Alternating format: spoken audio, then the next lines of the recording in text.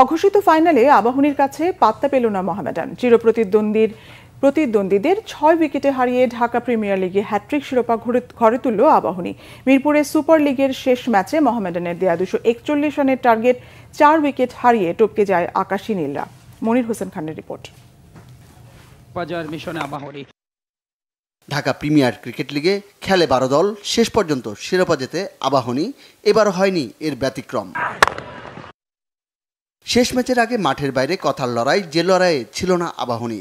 ম্যাচের চাইতে তাওহিদ হৃদয়ের সাসপেনশন নিয়েই বেশি সময় কেটেছে মোহামেডানের। বরং রাজনৈতিক পট পরিবর্তনে বেকায়দায় পড়া আবাহনী এবার মাঠের পারফরমেন্সেই জোর দিয়েছে। ফাইনালে টস হেরে ব্যাটিংয়ে মোহামেডান, উদ্বোধনী জুটির হাফ সেঞ্চুরি, মৃত্যুঞ্জয়ের ব্রেক থ্রু।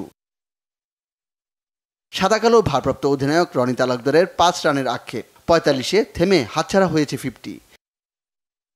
বড় চ্যালেঞ্জ ছুড়ে দিতে মনোযোগী মাহমুদুল্লাহ রিয়াদ ও আরিফুল ইসলাম। চতুর্থ উইকেটে ৯০ রানের জুটি, দুজনের ব্যাট থেকেই এসেছে হাফ সেঞ্চুরি, দুজনেই আউট ঠিক ৫০ রানে। দুটি উইকেটে নিয়েছেন আবাহনী অধিনায়ক মোসাদ্দেক হোসেন সৈকত। শেষ দিকে ঝড়ো ইনিংস খেলতে ব্যর্থ মোহামেডান ৭ উইকেটে ২৪০ রানে থেমেছে ইনিংস।